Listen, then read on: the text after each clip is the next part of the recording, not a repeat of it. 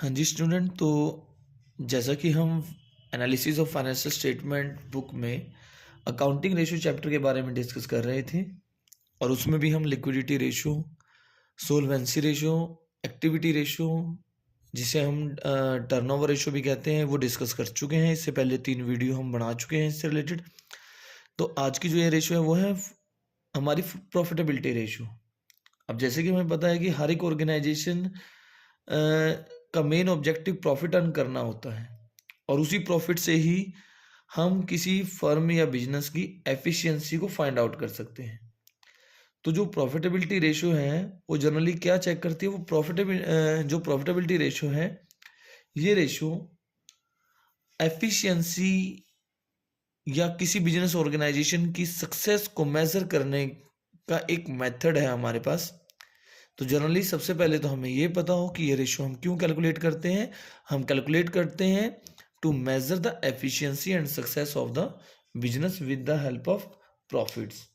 और ये प्रॉफिट्स कौन कौन से होंगे उनके बारे में हम यहाँ डिस्कस करेंगे। तो प्रॉफिटेबिलिटी रेशियो में क्या क्या इंक्लूड है, किन किन हम प्रॉफिटेबिलिटी रेशियोज के बारे में डिस्कस करेंगे। उनमें सबसे पहले आता है हमारे पास gross profit ratio, second one operating ratio, then operating profit ratio, उसके बाद नेट रेशियो, और एक और रेशियो जो आती है वो होती है रिटर्न ऑन इन्वेस्टमेंट। तो सबसे पहले हम इन 4 रेशियोज के बारे में डिस्कस करेंगे। तो अगर हम बात करें ग्रोस प्रॉफिट रेशियो की, लेकिन साथ के साथ हमें ये भी पता हो कि ये जितनी भी रेशियो, जो हम ये फर्स्ट 4 रेशियो हम स्टडी करने वाले हैं, इस रेशियो में हम क्या चेक करेंगे। हम इन रेशियो में जैसे ग्रोस प्रॉफिट रेशियो है, ऑपरेटिंग रेशियो है, ऑपरेटिंग प्रॉफिट रेशियो है, नेट प्रॉफिट रेशियो में हम gross profit, operating cost, operating profit, net profit, इन सब को रिलेट करेंगे नेट रेवेन्यू फ्रॉम ऑपरेशन से। हम रेशियो फाइंड आउट करेंगे नेट रेवेन्यू फ्रॉम ऑपरेशन की इन सभी के साथ। और इस रिलेशनशिप में हमें ये चेक करके क्या पता चलता है, हमें पता चलता है कि नेट रेवेन्यू फ्रॉम ऑपरेशन के कंपैरिजन में ग्रॉस प्रॉफिट कितना था, और उस नेट रेवेन्यू फ्रॉम ऑपरेशन के कंपैरिजन में ऑपरेटिंग प्रॉफिट कितना था, नेट प्रॉफिट कितना था। तो सबसे पहले तो देखो हमें फॉर्मूला कैसे रीड करना है, कैसे याद रखना है, क्योंकि जब हम इन 4 रेशियो में बात कर रहे हैं कि हम इनको रिलेट करेंगे नेट रेवेन्यू फ्रॉम ऑपरेशन से, तो हर एक फॉर्मूला में नेट रेवेन्यू फ्रॉम ऑपरेशन तो हम यूज करेंगे ही। तो net revenue from operation as a denominator use करेंगे। उसके बाद जो रेशियो आप फाइंड आउट कर रहे होंगे वो हमें एज अ न्यूमरेटर यूज करना है। हम ग्रोस प्रॉफिट रेशियो अगर कैलकुलेट करना चाह रहे हैं तो gross profit as a numerator use करेंगे। ऑपरेटिंग रेशियो की अगर हम बात करें, ऑपरेटिंग रेशियो का रिलेशन होता है ऑपरेटिंग कॉस्ट के साथ। प्रोडक्ट को मैन्युफैक्चर करने और उसको सेल करने से रिलेटेड आपकी जितनी भी ऑपरेटिंग कॉस्ट आई होगी, वो सारी ही कॉस्ट को हम नेट रेवेन्यू फ्रॉम ऑपरेशन से कंपेयर करते हैं। अब पॉइंट ये है कि यहाँ थोड़ी सी हमें कंफ्यूजन रहती है, इसको मैं शॉर्ट में समझाऊंगा आपको। ऑपरेटिंग प्रॉफिट कैसे आएगा, हमें इतना तो पता है डिनोमिनेटर में नेट रेवेन्यू फ्रॉम ऑपरेशन आएगा, लेकिन न्यूमरेटर में जो हम ये राइट करेंगे, ये शॉर्ट में हमें कैसे याद रखना है। उसके बाद नेट प्रॉफिट रेशियो की अगर हम बात करें तो नेट प्रॉफिट रेशियो जो है उसमें भी हमें नेट रेवेन्यू फ्रॉम ऑपरेशन को कंपेयर करना है। नेट रेवेन्यू फ्रॉम ऑपरेशन को हमें कंपेयर करना है नेट प्रॉफिट के साथ। और जनरली जो इस फॉर्मूला में हम नेट प्रॉफिट लेते हैं वो नेट प्रॉफिट आफ्टर टैक्स लेते हैं। तो हमें यहाँ राइट करना है net revenue from operation into में 100।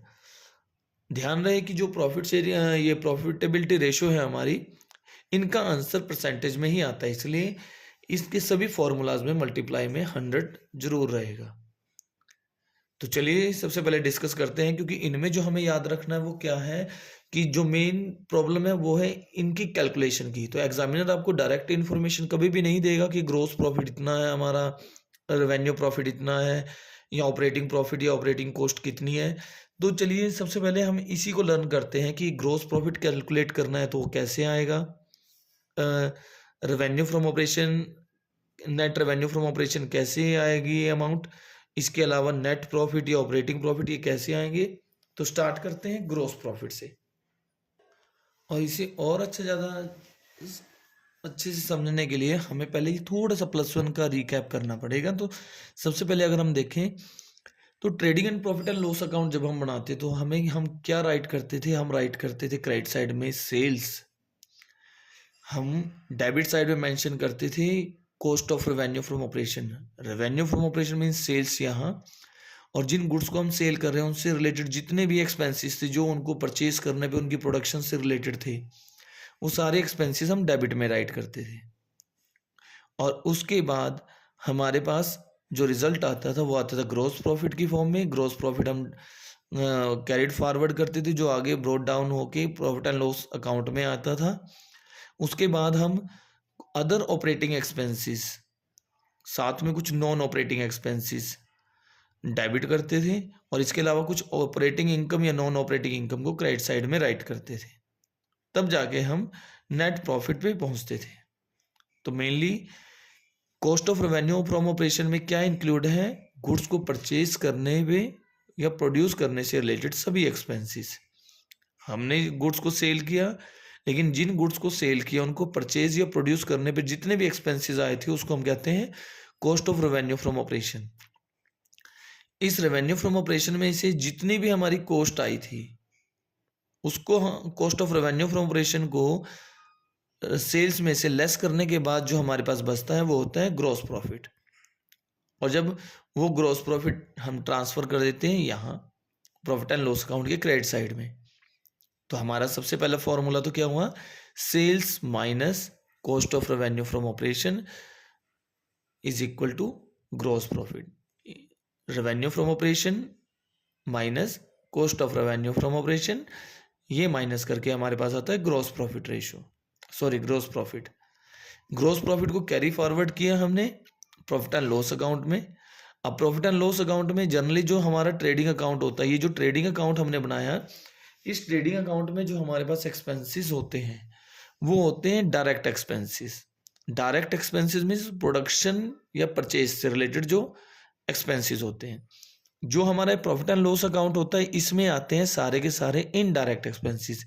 इसमें गुड्स को सेल करने से related office and administrative expenses भी आते हैं, नॉन ऑपरेटिंग अदर जो भी एक्सपेंसेस बचे वो सभी एक्सपेंसेस में राइट किए जाते हैं। इसलिए ट्रेडिंग अकाउंट में जो एक्सपेंसेस हैं वो है डायरेक्ट एक्सपेंसेस, और जो प्रॉफिट एंड लॉस अकाउंट में एक्सपेंसेस मेंशन किए जाते हैं वो होते हैं इनडायरेक्ट एक्सपेंसेस। इसी तरह यहाँ रेवेन्यू फ्रॉम ऑपरेशन और यहाँ आपकी ऑपरेटिंग इनकम और नॉन ऑपरेटिंग इनकम भी आती है। तो ये डायरेक्ट एक्सपेंसेस इनकम के लिए, ये इनडायरेक्ट एक्सपेंसेस और इनकम के लिए है। बस आपको ये ध्यान रखना, इस इनडायरेक्ट एक्सपेंसेस में और इनकम में ऑपरेटिंग और नॉन ऑपरेटिंग दोनों नेचर की ही ट्रांजेक्शन को राइट किया गया है प्रॉफिट एंड लॉस अकाउंट में। जबकि गुड्स को प्रोड्यूस करने पे, उसके परचेज करने पे जो एक्सपेंसेस है वो भी ऑपरेटिंग नेचर का ही है, लेकिन वो डायरेक्ट नेचर का है, ये इनडायरेक्ट नेचर के हैं। तो चलिए अब आगे देखिए हमें इनको कैसे याद रखना है। इतना तो आपको क्लियर हो गया होगा कि यहाँ पे रेवेन्यू फ्रॉम ऑपरेशन, कोई रिटर्न का केस है तो उसमें से माइनस होता है। इधर गुड्स को प्रोड्यूस करने पे जो एक्सपेंसेस आते हैं या उसको परचेज करने पे एक्सपेंसेस वो हम यहाँ राइट करते हैं। तो रेवेन्यू फ्रॉम ऑपरेशन में से, नेट रेवेन्यू फ्रॉम ऑपरेशन में से cost of revenue from operation minus करते हैं तो ग्रॉस प्रॉफिट आता है। ये ग्रॉस प्रॉफिट यहाँ आया।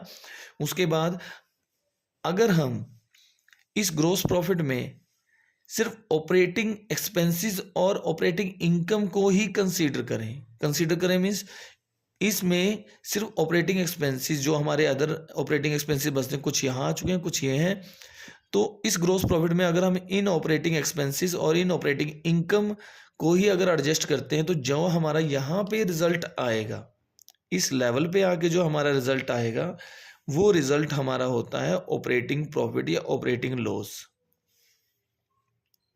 ये बीच में जो मैंने रेड लाइन लगाई है तो यहाँ पर क्या है, ये शो कर रही है कि यहाँ पे अगर हम सेल में से cost of revenue from operation minus करें तो ग्रॉस प्रॉफिट पे पहुंचेंगे, और उस ग्रॉस प्रॉफिट में भी अगर हम ऑपरेटिंग नेचर की जो हमारी इनकम और एक्सपेंसेस हैं उनको अगर हम एडजस्ट करते हैं तो हम ऑपरेटिंग प्रॉफिट या लॉस पे पहुंच जाएंगे यहाँ पर,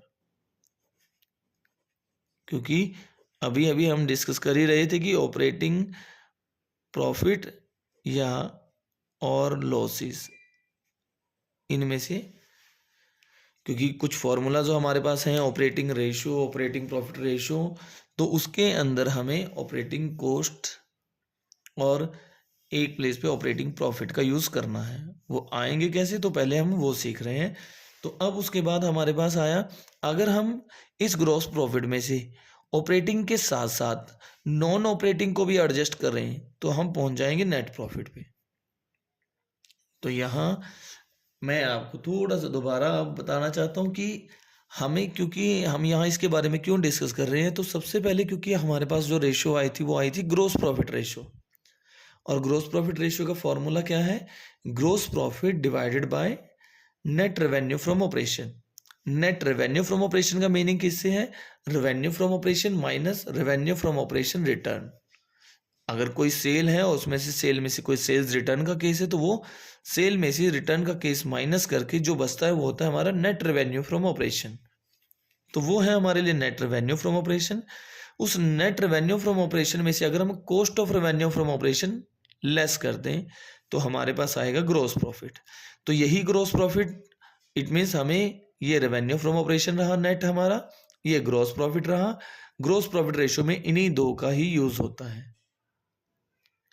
उसके बाद, और इससे पहले देखो, net revenue from operation calculate करना बड़ा ही इजी है। अब कई बार क्वेश्चन अराइज होता है कि cost of revenue from operation ये कैसे कैलकुलेट किया जाता है।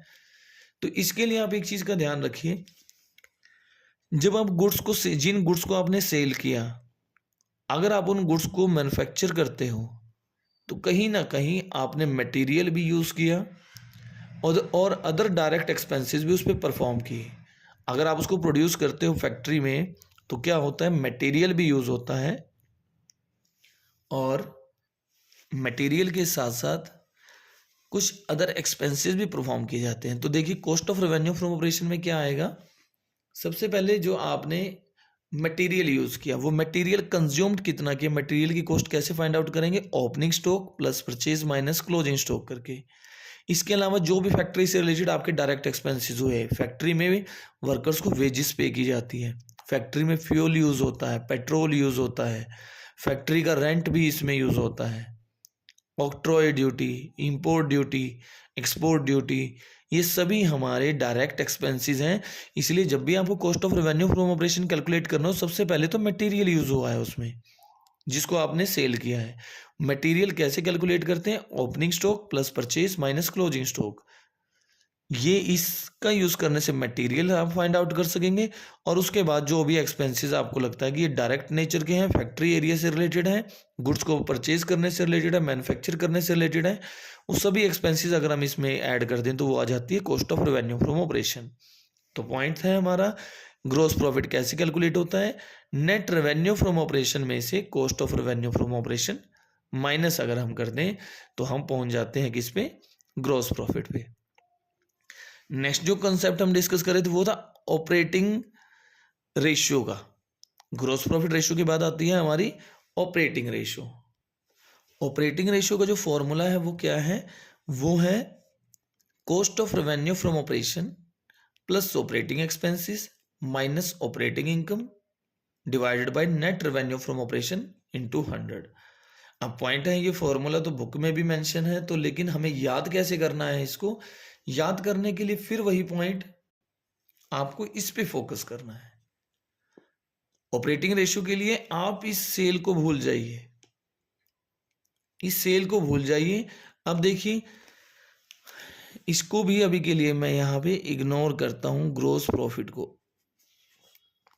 ये ग्रोस प्रॉफिट को हमने किया इग्नोर, ऑपरेटिंग रेशियो को अगर हमें याद रखना है तो हम क्या करें, इस सेल को इग्नोर करें और अगर हम यहां से यहां तक अगर हम पहुंचते हैं ऑपरेटिंग के रिजल्ट तक, तो हमें यहां तक अगर देखें, हम cost of revenue from operation, operating expenses, operating income, क्योंकि ऑपरेटिंग रेशियो में हमारा जनरली कॉस्ट पे फोकस होता है, तो हमें क्या करना है, कुछ कॉस्ट ये आई जो डायरेक्ट कॉस्ट थी, cost of revenue from operation, उसमें ऐड कर देना है हमने क्या, अदर ऑपरेटिंग एक्सपेंसेस को, और लेस क्या कर देना है हमने, ऑपरेटिंग इनकम को।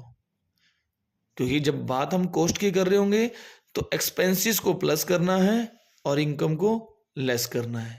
आपको ऐसे याद रखना है, ये परफॉर्मा आपके माइंड में रहे।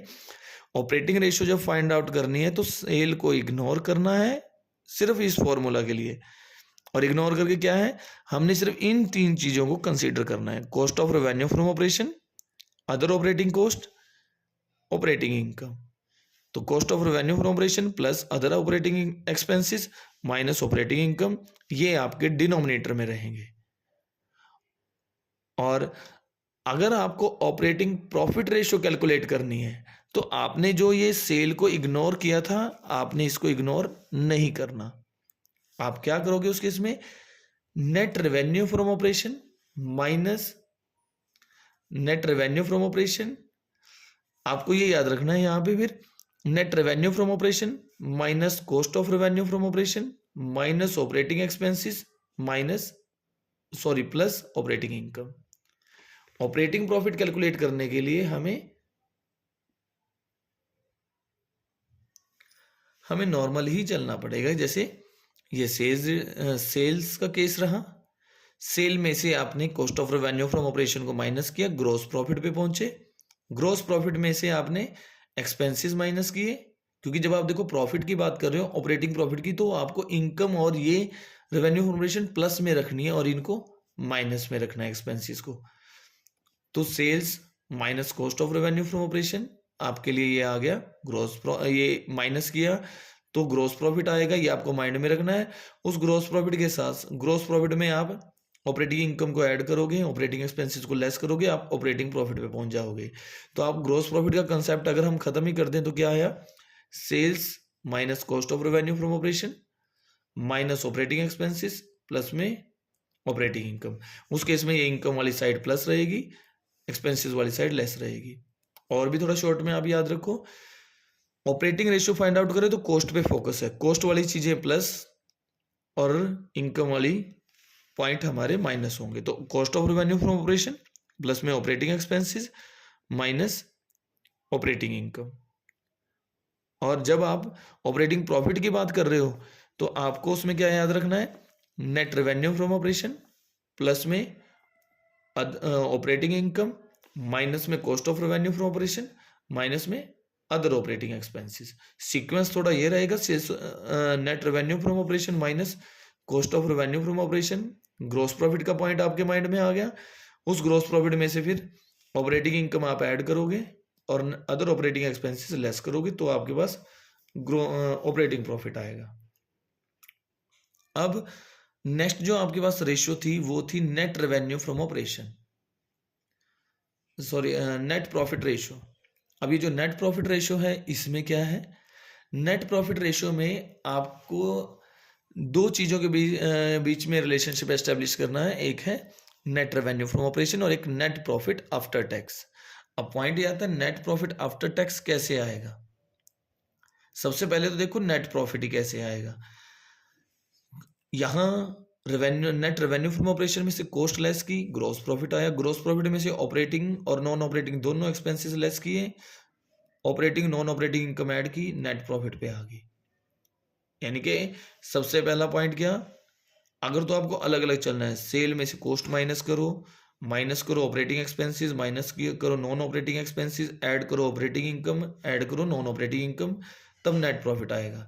अगर आपको क्वेश्चन में डायरेक्टली ग्रोस प्रॉफिट गिवन है तो ग्रोस प्रॉफिट में से माइनस करो operating expenses, non operating expenses, add करो। मतलब जब प्रॉफिट निकालना है तो प्रॉफिट वाली चीजें, इनकम वाली चीजें ऐड होंगी और एक्सपेंसेस वाली चीजें माइनस होंगी। और अगर कॉस्ट पे फोकस कर रहे हो तो कॉस्ट वाली चीजें ऐड, इनकम वाली चीजें लेस। तो यहाँ हम नेट प्रॉफिट कैलकुलेट कर रहे हैं तो नेट प्रॉफिट में तो ग्रोस प्रॉफिट में इनकम ऐड होंगी, एक्सपेंसेस लेस होंगे। और जैसे ऑपरेटिंग कॉस्ट फाइंड आउट कर रहे थे, ऑपरेटिंग कॉस्ट में क्या था, कॉस्ट दोनों ऐड थी, इनकम लेस थी।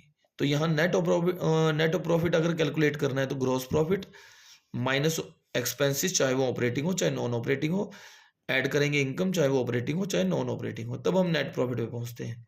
तो नेट प्रॉफिट कैलकुलेट करने का फॉर्मूला क्या हुआ, gross profit minus indirect expenses, ये दोनों क्या है, इनडायरेक्ट एक्सपेंसेस, और ये क्या है, indirect income. Gross profit minus indirect income, sorry indirect expenses minus होंगे, इनडायरेक्ट इनकम ऐड होगी।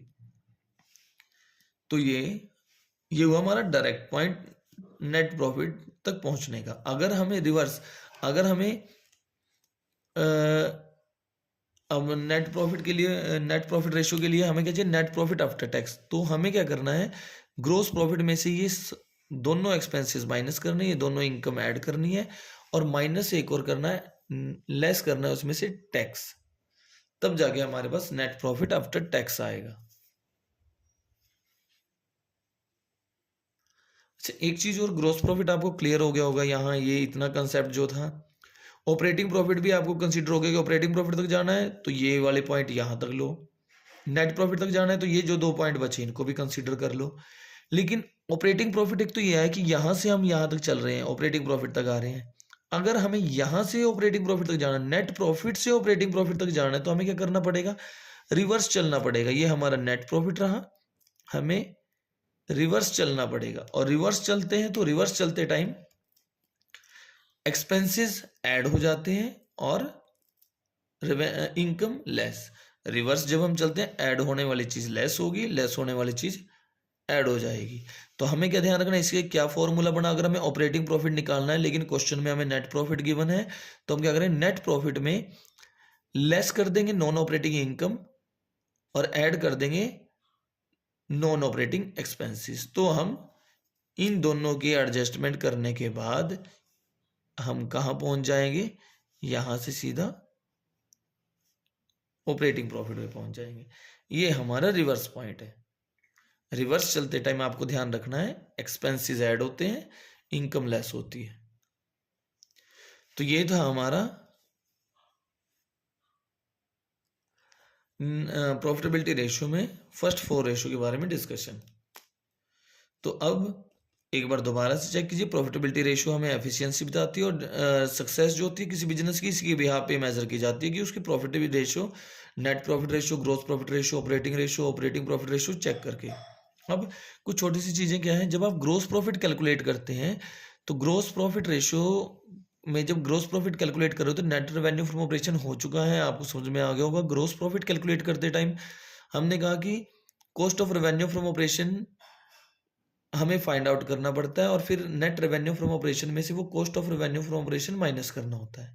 Cost of revenue from operation जब आप कैलकुलेट करते हो तो आपको एक चीज का ध्यान रखना है, क्लोजिंग स्टॉक में, आपको स्टॉक में या ओपनिंग स्टॉक की या क्लोजिंग स्टॉक की जब बात चल रही होगी तो आपने उसमें स्टोर्स एंड स्पेयर्स और लूज टूल्स को इंक्लूड नहीं करना है। आपको उसको एक्सक्लूड करके ही देखना है कि अमाउंट कितनी होगी। दूसरा पॉइंट आपके पास ऑपरेटिंग रेशियो और ऑपरेटिंग प्रॉफिट रेशियो, इन दो का के बारे में एक छोटा सा पॉइंट क्या है, अगर एग्जाम में सपोज करो आपके पास एक एमसीक्यूज आ जाए और ऑप्शन में आपको कहा गया उस क्वेश्चन में ऑपरेटिंग रेशियो जो है किसी फर्म की, सपोज करो कहा गया कि 66% है, और आपसे पूछा जाए कि operating profit ratio find out करो, तो आपको हमेशा ये ध्यान रखना है कि ऑपरेटिंग रेशियो और इन दो रेशियो की अगर मैं बात करूं, ऑपरेटिंग रेशियो और ऑपरेटिंग प्रॉफिट रेशियो, इन दोनों का टोटल हमेशा 100 के इक्वल होता है।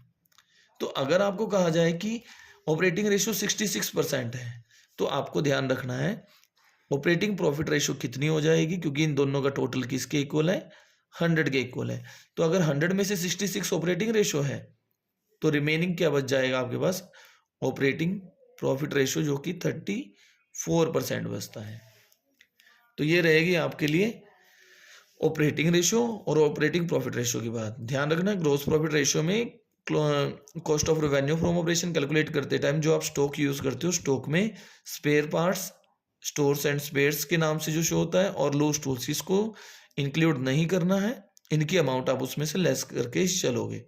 उसके बाद ऑपरेटिंग रेशियो और ऑपरेटिंग प्रॉफिट रेशियो दोनों का टोटल 100 होता है। अगर आपको एक भी इंफॉर्मेशन गिवन है तो आप बिना किसी कैलकुलेशन के दूसरे का आंसर बता सकते हो, बेशक आपको अदर इंफॉर्मेशन भी गिवन हो, लेकिन एक रेशियो अगर गिवन है तो दूसरे की अमाउंट कितनी होगी, 100 माइनस जो गिवन रेशियो है। उसके बाद नेक्स्ट जो हमारे पास रेशियो है, ये दोनों फॉर्मूला देखिए हम डिस्कस कर चुके हैं कि operating ratio profit ratio calculate करते टाइम हमें देखो ये सबसे पहले ऑपरेटिंग रेशियो अगर कैलकुलेट करनी है, कॉस्ट में ऑपरेटिंग एक्सपेंसेस ऐड किए माइनस किया ऑपरेटिंग इनकम। अब आपको अच्छे से याद हो गया होगा। उसके बाद ऑपरेटिंग प्रॉफिट रेशियो कैसे कैलकुलेट करेंगे, ग्रोस प्रॉफिट में ऑपरेटिंग एक्सपेंसेस, अब प्रॉफिट के केस में इनकम ऐड रहेगी, यहाँ कॉस्ट का ये कॉस्ट से रिलेटेड था तो कॉस्ट ऐड होती थी, इनकम माइनस। लेकिन जब बात प्रॉफिट की चल रही हो तो इनकम ऐड होगी, ऑपरेटिंग एक्सपेंसेस लेस होंगे। उसके बाद अगर हमें रिवर्स फाइंड आउट करना है, नेट प्रॉफिट का यूज करके हमें ऑपरेटिंग प्रॉफिट पे जाना है, तो वो कैसे आएगा, net profit before tax reverse चलते हैं तो एक्सपेंसेस ऐड और इनकम माइनस, मतलब नॉन ऑपरेटिंग एक्सपेंसेस ऐड होंगे और नॉन ऑपरेटिंग इनकम लेस हो जाएगी। उसके बाद net profit ratio, net profit ratio का फॉर्मूला क्या है, हमें लेना है नेट प्रॉफिट आफ्टर टैक्स। वो कैसे कैलकुलेट होगा, ग्रॉस प्रॉफिट, ग्रॉस प्रॉफिट में से इनडायरेक्ट एक्सपेंसेस और लॉसेस माइनस हो जाएंगे। इनडायरेक्ट एक्सपेंसेस में आपके ऑपरेटिंग भी आ गए, नॉन ऑपरेटिंग भी आ गए, और जो अदर इनकम थी आपकी नॉन ऑपरेटिंग ऑपरेटिंग, वो उसमें ऐड हो जाएगी। उसके बाद नेट प्रॉफिट आ जाएगा, नेट प्रॉफिट में से फिर आपने टैक्स माइनस करना है, तो हो जाएगा net profit after tax, divided by रहेगा नेट रेवेन्यू फ्रॉम ऑपरेशन और मल्टीप्लाई में रहेगा हमारा 100। ये आपकी फर्स्ट 4 रेशियो है। मतलब आपको याद रखना कैसे, net revenue from operation in first 4 ratios में डिनोमिनेटर में रहेगा, इसमें से कॉस्ट माइनस किया, ग्रॉस प्रॉफिट पे पहुंच गए, ग्रॉस प्रॉफिट के बाद आपने ऑपरेटिंग एक्सपेंसेस और ऑपरेटिंग इनकम को एडजस्ट किया, ऑपरेटिंग प्रॉफिट पे पहुंच गए। और अगर यहाँ आप इस चीज़ को इग्नोर कर देते हो तो ऑपरेटिंग कॉस्ट रेशियो के लिए आपके पास फॉर्मूला बन जाएगा, इसमें से आप नॉन ऑपरेटिंग नेचर के ट्रांजेक्शन को एडजस्ट करोगे, नेट प्रॉफिट। तो आपके पास gross profit, operating ratio, operating profit ratio, net profit ratio, इसके बिहाफ पे आप इसको इजीली कर सकते हो। अब जो नेक्स्ट रेशियो है हमारे पास वो क्या है, जो लास्ट रेशियो इसमें प्रॉफिटेबिलिटी रेशियो में वो है रिटर्न ऑन इन्वेस्टमेंट। अब रिटर्न ऑन इन्वेस्टमेंट जो हमने नेम से ही सजेस्ट होता है, यहाँ जो हमने इन्वेस्टमेंट किया उस पर रिटर्न कितना है। तो सबसे पहले तो आपको इस रेशियो के लिए क्या पता हो, आपने इन्वेस्टमेंट जो की है, जो हम नेट इन्वेस्टमेंट करते हो बिजनेस में, उसको हम किस नाम से बुलाते हैं, कैपिटल एम्प्लॉयड या नेट इन्वेस्टमेंट। तो सबसे पहले तो एक तो आपको पता हो कि नेट इन्वेस्टमेंट कितनी है और उस कैपिटल एम्प्लॉयड पे रिटर्न कितना आया। रिटर्न का यहाँ मीनिंग होता है net profit before interest, tax and dividend. एक ऐसी प्रॉफिट जिसमें से ना तो इंटरेस्ट लेस हुआ हो, ना टैक्स, ना ही डिविडेंड लेस हुई हो। तो हमें इन दोनों का कंपैरिजन करना होता है, रिलेशन चेक करना होता है इसमें। तो अभी के लिए अगर मैं बात करूं तो net profit before interest, tax and dividend, generally procedure क्या होता है, हमारे पास earning before interest, tax and dividend होती है। इन तीनों में सबसे पहले एडजस्टमेंट इंटरेस्ट की करते हैं, उसके बाद जो हमारे पास आता है earning before tax and dividend, फिर उसमें से हम टैक्स की एडजस्टमेंट करते हैं, तो हमारे पास प्रॉफिट जो आ जाता है वो आता है profit after tax but before dividend. फिर उसके बाद डिविडेंड की एडजस्टमेंट की जाती है, मतलब पहले इंटरेस्ट की एडजस्टमेंट, इंटरेस्ट लेस करने के बाद फिर टैक्स लेस होता है, टैक्स लेस करने के बाद जो प्रॉफिट बचते हैं उसमें से डिविडेंड दिया जाता है। तो अगर आपको एग्जाम में earning after interest, tax and dividend अगर तीनों को लेस करने के बाद आपको अमाउंट गिवन है, तो आपको सबसे पहले ध्यान रखना है, सबसे पहले आपको उसमें डिविडेंड ऐड करना है। डिविडेंड ऐड करोगे, मतलब ये इन्फॉर्मेशन अगर गिवन है, सबसे पहले आप उसमें डिविडेंड को ऐड करोगे। डिविडेंड ऐड करके आपके पास इन्फॉर्मेशन आ जाएगी earning after tax but before dividend, एक ऐसा प्रॉफिट जिसमें से डिविडेंड अभी तक लेस नहीं हुआ लेकिन टैक्स लेस हो चुका है। फिर आपको, क्योंकि आपको तो यहाँ पहुँचना है इस डेस्टिनेशन पे, तो आपको डिविडेंड की एडजस्टमेंट करने के बाद फिर आप पहुँचोगे, आपने टैक्स की एडजस्टमेंट करनी है। मैंने इससे पहले आपको सोल्वेंसी रेशियो में इंटरेस्ट कवरेज रेशियो बताई थी, उसमें इससे रिलेटेड एग्जाम्पल से भी आपको क्लियर किया था कि कैसे इस क्वेश्चन को सॉल्व करते हैं, तो एक बार आप उसको चेक कर लेना। यहाँ सिर्फ हम प्रोसीजर डिस्कस करेंगे। तो ये था earning after interest, tax and dividend. यहाँ से हम सबसे पहले, यहाँ तक हमें पहुँचना है तो सबसे पहले डिविडेंड की एडजस्टमेंट करेंगे, क्योंकि एग्जामिनर ज़्यादातर आपको ये इन्फॉर्मेशन डायरेक्टली नहीं प्रोवाइड करेगा, आपको कोई और इन्फॉर्मेशन गिवन होगी, या तो ये या ये इन्फॉर्मेशन नहीं होगी। अगर हमें ये इन्फॉर्मेशन गिवन है तो सबसे पहले हम डिविडेंड को एडजस्ट करेंगे। डिविडेंड एडजस्ट करने के बाद हम यहाँ पहुँच जाएंगे। यहाँ पहुँचने के बाद एक तरह से ये क्या है, प्रॉफिट आफ्टर टैक्स है। प्रॉफिट आफ्टर टैक्स में फिर हम पहले टैक्स की एडजस्टमेंट करते हैं। टैक्स की एडजस्टमेंट करेंगे तो हमारे पास आ जाएगी अर्निंग बिफोर टैक्स, लेकिन हमें पहुंचना है earning before interest and tax पे। फिर हम क्या करेंगे, इसके बाद हम इंटरेस्ट की एडजस्टमेंट करते हैं। और जब हम रिवर्स चलते हैं तो हम पहले डिस्कस कर चुके हैं, रिवर्स चलते टाइम लेस होने वाली जो ट्रांजेक्शन है वो ऐड हो जाएंगी, ऐड होने वाली ट्रांजेक्शन लेस। तो हमने क्या करना है, जब रिवर्स चलेंगे तो डिविडेंड भी ऐड होगा, टैक्स भी ऐड होगा जो आपने पे किया है, और इंटरेस्ट जो आपने पे किया है वो भी ऐड होगा, तब जाके हम यहाँ पे नेक्स्ट अमाउंट पे पहुंचेंगे। तो क्वेश्चन एक बार आप इसके लिए सोल्वेंसी रेशियो में चेक कर लेना, वहाँ मैंने इंटरेस्ट कवरेज रेशियो में वहाँ एक बार इसको अच्छे से एक्सप्लेन कर रखा है, यहाँ तक के पॉइंट को। उसमें मैंने डिविडेंड यूज़ नहीं किया था। अगर डिविडेंड भी आता है तो पहले आप अगर वो अमाउंट आपके पास after the payment of dividend है तो पहले आप डिविडेंड को ऐड करोगे, उसके बाद आप इस अमाउंट पे पहुंचोगे, इसके बाद आप टैक्स करोगे, टैक्स के बाद इंटरेस्ट। अगर डिविडेंड से पहले ही आपकी अमाउंट दे रखी है तो आप सिर्फ टैक्स की एडजस्टमेंट पहले करोगे, फिर इंटरेस्ट ऐड करोगे। अगर उसमें से इंटरेस्ट डिविडेंड लेस हो चुका होगा तो डिविडेंड की एडजस्टमेंट करनी है, अदरवाइज नहीं। रही बात हमारी कैपिटल एम्प्लॉयड की, कैपिटल एम्प्लॉयड कैसे फाइंड आउट करते हैं हम? वैसे तो हमारी जो कंपनी की बैलेंस शीट होती है वो वर्टिकल फॉर्म में होती है, लेकिन उनको शॉर्ट में समझने के लिए हमें पहले जो हम यूज़ किया करते थे वो क्या थी, हमारी हॉरिजॉन्टल फॉर्म में बैलेंस शीट। उसमें क्या होता है, ये सिर्फ शॉर्ट में समझाने के लिए, अदरवाइज फॉर्मेट तो डिफरेंट होता है कंपनी के। इसमें लाइबिलिटी साइड में share holders fund, non current liability और करंट लाइबिलिटी शो होते हैं कैलकुलेशन पर्पज से, और असेट साइड में नॉन करंट असेट्स और करंट असेट्स। लाइबिलिटी साइड में और भी हेडिंग आती है, लेकिन कैलकुलेशन पर्पज से सिर्फ यही तीनों यूज होंगी। हमने पहले भी डिस्कस किया कि इन दो को मिला के, शेयर होल्डर फंड और करंट लाइबिलिटी को मिला के हमारे पास ये कैपिटल एम्प्लॉयड बनता है। इसको हम कहते हैं कैपिटल एम्प्लॉयड और इसी को बोला जाता है नेट असेट्स। अब अगर हमें ये फाइंड आउट करना है तो फॉर्मूला हमारा क्या रहेगा? फर्स्ट फॉर्मूला तो यही रहा कि क्वेश्चन में अगर यही दो इन्फॉर्मेशन गिवन है, दोनों को ऐड कर दो, कैपिटल एम्प्लॉयड आएगा, share holders fund plus non current liability. इसके बारे में भी मैंने सोल्वेंसी रेशियो में बड़े अच्छे से एक्सप्लेन कर रखा है, तो एक बार वो चेक कर लीजिएगा अगर नहीं आपको थोड़ी सी प्रॉब्लम आ रही है इसमें। तो इसके अलावा और क्या है, और फॉर्मूला क्या हो सकता है? अगर आपके पास ये टोटल लाइबिलिटी गिवन है, आप इस टोटल लाइबिलिटी में से करंट लाइबिलिटी माइनस कर दीजिए, तो आपके पास ये बैलेंस बच जाएगा। चाहे टोटल लाइबिलिटी का बैलेंस गिवन हो, चाहे टोटल असेट्स का बैलेंस गिवन हो, क्योंकि दोनों ही इक्वल होते हैं। तो एक तरह से हमारा फॉर्मूला ये भी हो सकता है total liability minus current liability, और या हम कह सकते हैं total assets minus current liability. तो ये हमारा फॉर्मूला यहाँ पर यूज हो सकता है। तो कैपिटल एम्प्लॉयड का फॉर्मूला क्या रहा? Share holders fund plus long term debt, या total assets minus current liability. अब टोटल असेट्स के प्लेस पे हम non current assets plus current assets भी राइट कर सकते हैं, क्योंकि ये दोनों को ही मिला के इन।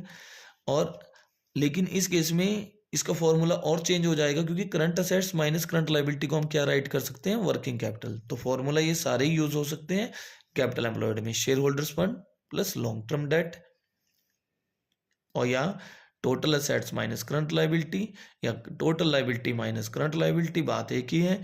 उसके बाद हम टोटल असेट्स के प्लेस पे ये भी फाइंड कर सकते हैं कि क्वेश्चन में ये भी गिवन हो सकता है कि टोटल असेट्स ना देके हमें नॉन करंट असेट्स और करंट असेट्स की सेपरेट वैल्यू गिवन है, तो हम दोनों को ऐड करेंगे, मतलब टोटल असेट्स होगी माइनस करेंगे करंट लाइबिलिटी।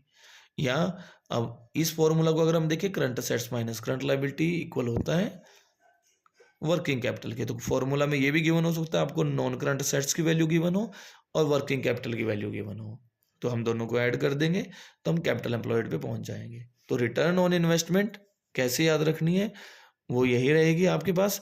तो टोटल 5 फॉर्मूलाज हमारे पास आए।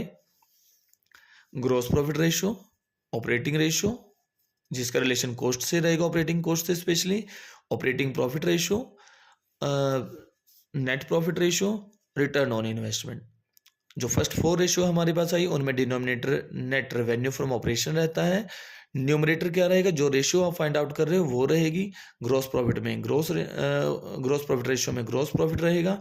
ऑपरेटिंग रेशियो में ऑपरेटिंग कॉस्ट पे फोकस रहेगा। जो डायरेक्ट ऑपरेटिंग कॉस्ट थी वो हमारे पास आ गई ट्रेडिंग अकाउंट में। जिसको हम cost of revenue from operation बोलते हैं, और जो इनडायरेक्ट फॉर्म में ऑपरेटिंग रेशियो थी वो हमारी प्रॉफिट एंड लॉस अकाउंट से रही। दोनों कॉस्ट को ऐड करना है, माइनस करना है ऑपरेटिंग इनकम को, और उसके बाद आया ऑपरेटिंग प्रॉफिट रेशियो। ऑपरेटिंग और प्रॉफिट रेशियो में हमें ग्रोस प्रॉफिट में ऑपरेटिंग इनकम और ऑपरेटिंग एक्सपेंसेस को एडजस्ट करना है। उसके बाद नेट प्रॉफिट रेशियो में नेट प्रॉफिट कैसे फाइंड आउट करते हैं, ग्रोस प्रॉफिट में से इनडायरेक्ट इनकम और इनडायरेक्ट एक्सपेंसेस को एडजस्ट करना है। उसके बाद हमारे पास आई रिटर्न ऑन इन्वेस्टमेंट। इन्वेस्टमेंट जो हमने की थी उस पर रिटर्न कितना है। Return means earning, means net profit, और इन्वेस्टमेंट मीन्स कैपिटल एम्प्लॉयड। दोनों के ही आपको फॉर्मूलाज यहाँ डिस्कस हम कर चुके हैं। मल्टीप्लाई में 100 जरूर रहेगा, क्योंकि प्रॉफिटेबिलिटी रेशियो का आंसर जो है हमारे पास परसेंटेज में ही आता है। ज़्यादातर एग्जाम में रिटर्न ऑन इन्वेस्टमेंट के क्वेश्चन बहुत पूछे जाते हैं, तो ये आपको अच्छे से क्लियर हो।